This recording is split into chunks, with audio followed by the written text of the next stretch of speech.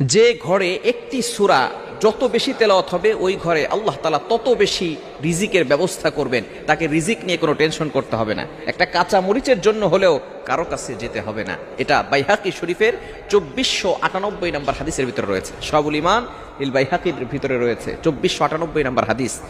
নবীজি সাল্লাল্লাহু আলাইহি ওয়াসাল্লামের সাহাবী হযরত ওসমান রাদিয়াল্লাহু তাআলা আনহু যখন খেলাফত আসলেন, যখন তার শাসনামল চলল, এমন সময় আব্দুল্লাহ ইবনে মাসউদ রাদিয়াল্লাহু তাআলা আনহু তিনি অসুস্থ হয়ে পড়লেন।